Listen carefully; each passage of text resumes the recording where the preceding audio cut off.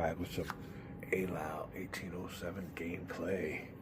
We're going for a chit draw and a cube draw activation, and we'll show you how this works. If we get a red cube, that means we'll fire. Everybody else to have a fire phase. There you go. Going through. Just pick one. Just pick one. Here you go. Is it the red cube? No, it's the French. All right. Now I can activate any one of these divisions. You can see the different color. They're color coded. Right now, the only one that's activated has been this one. If I activate him again, I'll suffer a fatigue penalty, or I think I'm going to bring on some reinforcements, and it will be the 2 PM reinforcements at the 1st Dragoon Division, 4 units under Klein, and we will do that like this. We will take our cube here, 4th Division, what is it, 4th Dragoons, 3rd Dragoon. Let's make sure I got that right. Be right back. Alright, I already got them set up here, so it's mandatory during this learning scenario that everyone has an attack order. Ooh, I have this one here, it's Russians, so let me flip this back. I have a green, I can see here now. Should have been a blue attack, so we'll go ahead and replace those, but here you go. This will be his first activation for the 1st Dragoon. That's how you do that. These numbers here will come into play in this scenario. We'll get that in a more advanced scenario, but yeah, that just shows you the 1st Dragoon. As soon as that first activation, they'll be able to move their full movements with no penalty. The more you move them during the hour, the more tired they get. I'll have to replace this with French, or yeah, French blue. We'll be right back. All right, then we got the right colors going on here. I'm rethinking this and thinking I may want to activate the 4th Corps Cavalry again, just to, even though they'll suffer a movement penalty, just to clear, just to uncongest the area. Then I can bring my other ones in. So I think that's what I'm going to do. I think the cube is going to go off of the 1st Dragoons, and we'll get the 4th Corps Cavalry. And all of these units here in this area, there's a bunch of them. Maybe not this one, but this will be the before. And I'll show you the after when they're done moving. Okay, well, it'll be the next day, and this will be the after. We have, ooh, moved. If I can get you up, there you go. 4th Corps Cavalry. Like I said, they all have an attack order. You can change those though in the other scenarios. This one here, we're just locked in on the attack just to simplify things. But he has had his 2nd activation, which means all of the cavalry had their movement points subtracted by 2. And in that being so, we were only able to get from this area here over here because I guess they're getting a little tired, and we weren't able to. I haven't checked out any assaults yet with these cavalry, but you know, as in any military tactics, you want to hit them from their rear and their side. Front on probably won't be too hip. Now, if you try assaulting a unit that's infantry, these are cavalry, say this was infantry in line, they get to fire at you first and then you assault. So whatever survives their withering fire does the assault on the hex. I can imagine they got some pretty negative modifiers for cavalry going against those squares too. So our idea is to pull around here. We might not get it this hour. Might have to wait for the next hour when these boys freshen up, get to rest a little bit. But now we can start bringing on. We have a 5 units of Grucci's 2nd Dragoons, and the Grand has 10 units of the 3rd Division 4th Corps again to bring on. So we have some more units we have to bring on. I think they all come on north of this little hex here, and they can come on down. But like I said, the main objective is EYLAU, and we haven't made any progress there yet. But we just, you know, this is only the 2nd hour of the battle. All right, that is it. Just wanted to show you a little bit of the after. I got a honey-do list to do. We gotta install a door and stuff, so we'll be getting back at this a little bit later. Having fun during a snowstorm, a little bit of a Midwest shutdown, and some muchly needed. If you know this channel, yeah, I don't get a chance to play that much, so I'm taking full advantage. That's why when I was going through all the bull crap and getting this game ready to go, I knew, I'm gonna be down for a few days. I want a game to play, so we are taking full advantage and having a great time on the snow day. We're back. All right, well, continuing on, we had a draw from the draw bag. It turns out it is another French activation. Ooh, we were going to bring in some more French cavalry, but I think we're going to push it, and we're going to activate the 4th Corps again, even with a 4 movement point penalty. And we're going to move these units around and attack from the rear and attack from the front. So cavalry assaults will begin with the very left flank of the Russians. And this will be the before. We'll start off with the 20th Regiment of the 4th Cavalry Corps under Joseph.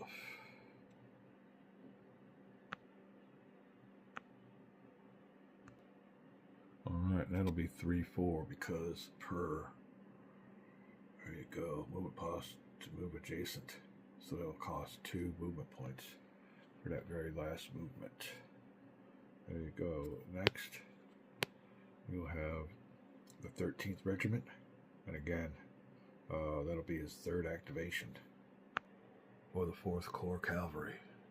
So they have been activated 3 times, which means they will get their movement cost or movement allowance subtracted by 4.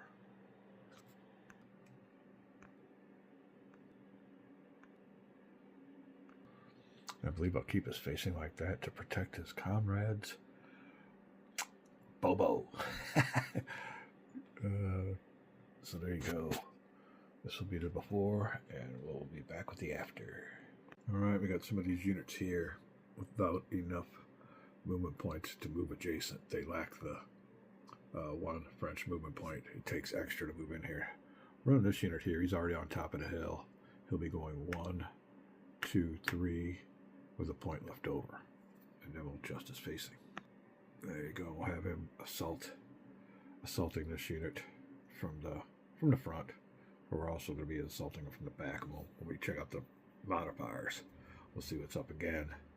This is their facing. Facing is it's almost like a miniatures game. We have a few more units to move, and the leader. We'll be right back. All right, there you go. Like I was saying, facing has a lot to do with everything. I think we're going to put our general there. I think hoping he gets adds a gyro modifier for the assault. So we got 2 regiments assaulting. Ooh, what is that? That's the name of the general. And I don't know how I can't say. I think I said the LZI. I'm not even going to attempt to identify the Russian unit getting hammered. But there you go. Again, we got these units here facing out.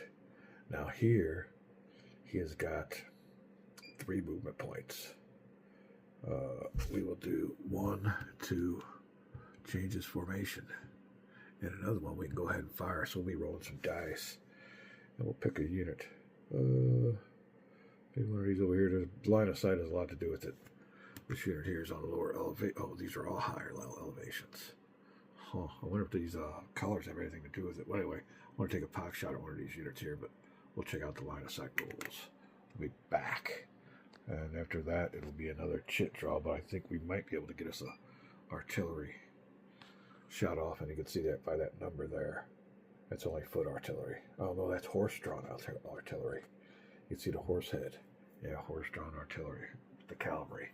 We'll be right back. All right, another thing real quick before we decide. First thing we're going to decide to do is fire our artillery.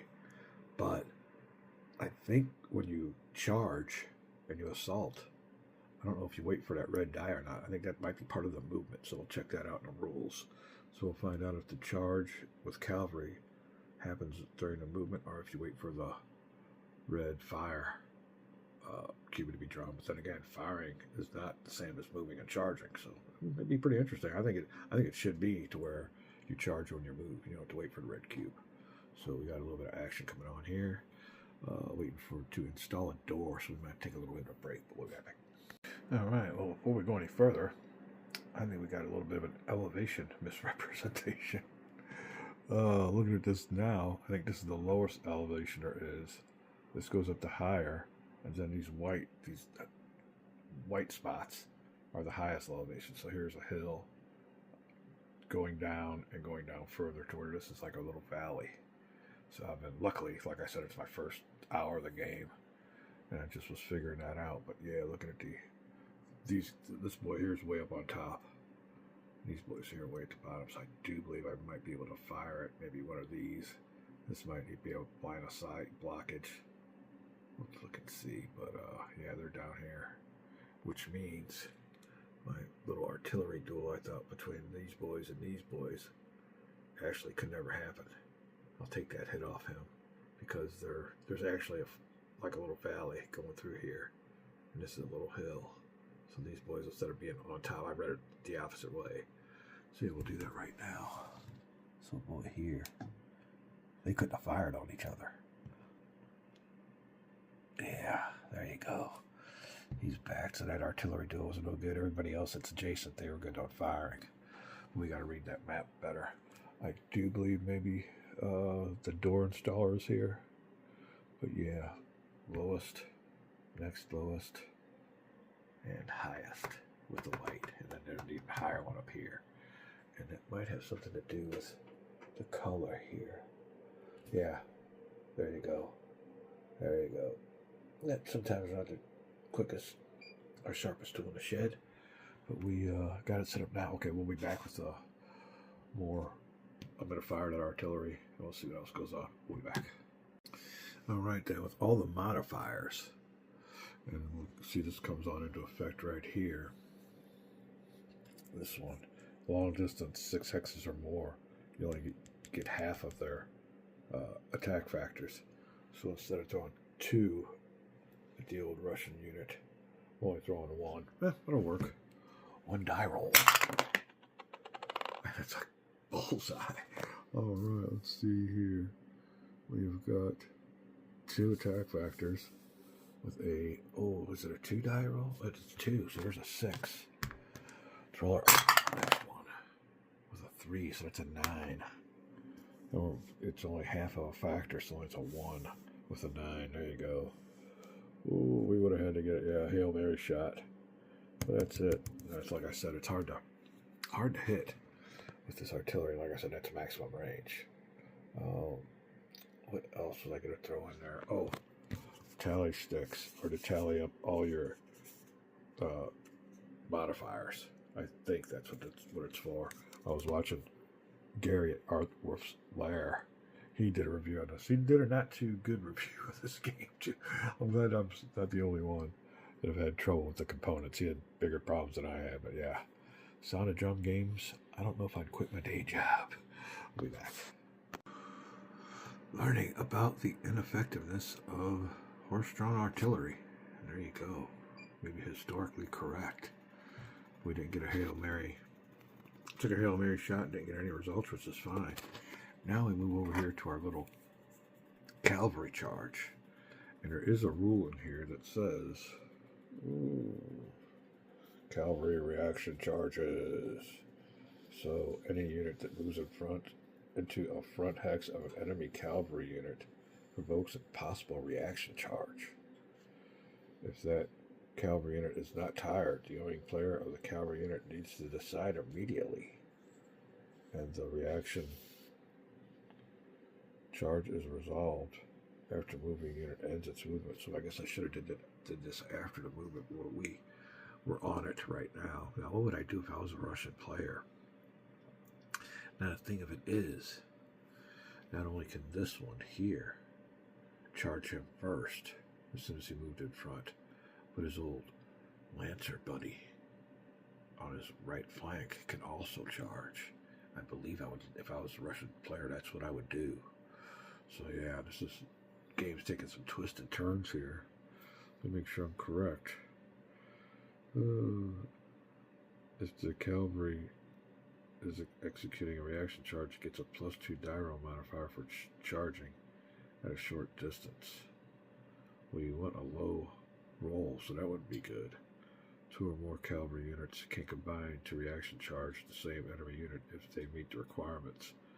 A reaction charge is allowed to any cavalry unit under the attack, move, hold, or defend orders, and we're all under the attack order, so that we meet that prerequisite. Let me check this out again, and if so, it'll be 8, 12 versus a 7. It'll be a 1-to-1 attack, but I believe I'd do that. I want to take some casualties down with me if I go with me, so I do believe the Russian player would be prudent to decide to go ahead with that charge. We'll deal with the old boys behind us later. While we're charging, we got our next turn to our ass. Looking like we got something coming from behind us, but we're going to go ahead. And this one, I believe, we'll go with a cavalry assault charge. We'll be right back. All right, then. Big fans of the rule that says, I was thinking about that too. Earlier when all these units moved up there, I was thinking, are these Russians just going to sit there and take it? Have all these units moving around them and they're just going to sit in one place? No, I thought to myself that, that you're under order, so I guess you'll just sit there. But no, I'm loving this reaction rule. So what else are we going to say? Hold on, press stop. Okay, and another thing we were looking at, just for shits and grins, let you guys see what's going on here. We read the map wrong, where this is the top of the hill. We come on down one level, down another level, but if you actually look, this unit here is on a frozen lake. You can see a little bit of a stream ending out here. I think that ends it this way. But yeah, this Russian unit is actually out on the lake. Got some French units that cross the lake here and are actually charging his rear from the shoreline. And his French cavalry unit here is actually coming from the shore this way. These old boys here on a frozen lake, so we have us a little cavalry battle going on here on a frozen lake. You can see here's another one. Frozen lake with the frozen stream coming on this way. So just a little note. Set the stage for the battle, and we'll be right back when we roll in. Ooh, it will be a 8, 12 to 7, I believe. This will be a 1-to-1. We'll be coming over here. 1-to-1 odds. Cavalry. No modifier. So no initial modifier. We'll be back to add the rest of the modifiers up with our tally stick. We'll be right back. Well, we got us some Russian hussars and lancers. Not going to take being charged laying down. So they have grabbed the initiative and have broke ranks and are charging the French. Ooh. Chasseurs or Cheval.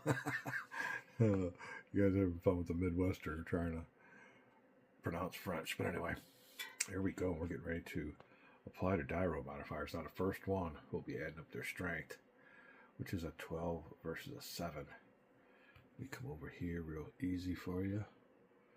And here you go. Odds Dyro modifier. So it's a 1-to-1. It'll be a 0. So then, let me get this set real quick. We'll go over here to give you what's called a tally stick because there's so many Dyro modifiers. So let me zero this out. We'll be right back. All right, we'll see if we can work this out together then. Ooh, defending unit. That'd be the French. He is a veteran, so he's neither elite or green. He's not a Russian. Not under any of these orders. So we could skip that. He's not being charged for more than 1 hex. The Russians will be, but he's not. So, oh yeah, he is. Hold on, he is being charged by more than 1 hex. There you go. Bam, bam. So they're putting a double on him. So we got our first modifier here. Ooh. Charge for more than 1 hex. That's a -1. So let me put this on here. We'll press pause. -1 on the tallier. I'll come over here. The defending unit is not obstructed. He's getting charged to his flank. Yes, he is. So that's a -3. Ooh. So here we go. -3. Be right back. Alright, we're at the -4 right now. Not charged to the rear. In square formation, no. Not in line formation, not infantry. Square formation, no.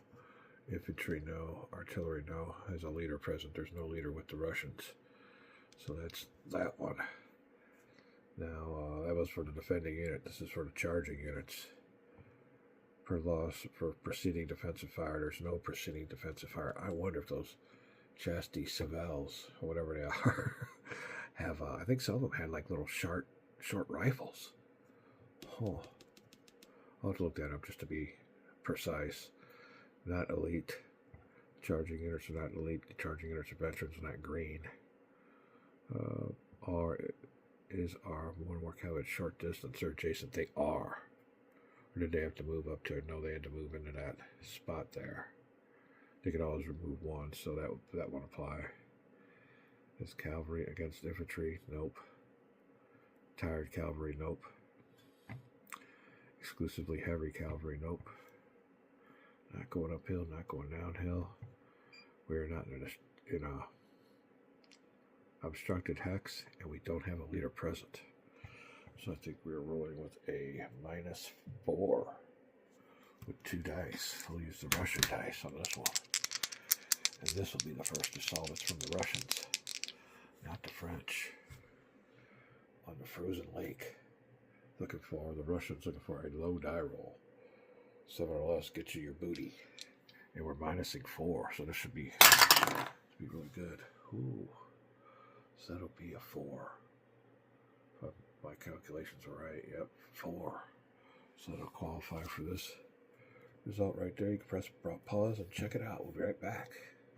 Alright then, as per the unique rules of the Battles of Napoleon EYLAU 1807, after our little combat in this hex, our unit is now here. He had to retreat at least 4 hexes away, and the units that were in his way had to be what's called pushed back. So they had to clear a path for him, get out of their way, because these boys were booking it.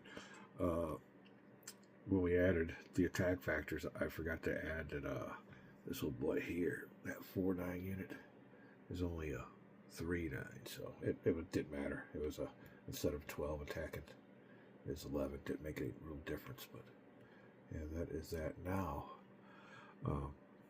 one of these units can advance into this hex, and I'm thinking it's going to be the old boy that's about to get attacked. But when he does, this unit here can advance into his hex here, but I don't think there'll be any more combats.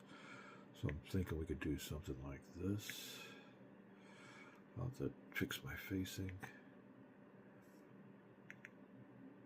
Like I said, facing's a big part of this game. That might even be right, but then I believe, well, let's see here. I would do something like this. And there will be my facing. Make sure I get my facing here right. This doesn't really matter. This here kind of does. Alright, now, there's no reaction after all that. I've already checked it out. You know, you'd think, oh, this guy can react. No, that's it. So there you go. He is retreated. So after our first combat, that's what it looks like. Now, I don't believe there'll be a combat here either. That was just an advance into that hex. So that's what it looks like when all the dust is cleared. Suffered 1 strike point that got the heck out of here. Alright, well, there you go. We might call this a video, and we come back. Phew, I don't even know where we're at here. Oh, we got a good old block draw. So what we did was use the, here you go, over here with the blocks. We've used the French 4th Corps Cavalry through a maximum. Pushed them all 4 blocks. Luckily we got 3. Luckily for the French, there were 3 blocks drawn in a row. We used that as our strategy, but oof, didn't really work out the way we wanted. Huh, we're learning this game. And like I said, it all depends on what happens with the block draw. So that definitely makes the, replayability for each scenario. Nothing's going to be the same. So you have to think on your feet, and that's a fight on your feet. Like it was, and that's what's going on here, as opposed to what happened historically. We'll call it a video. We'll be back. Some more gameplay. We'll be back.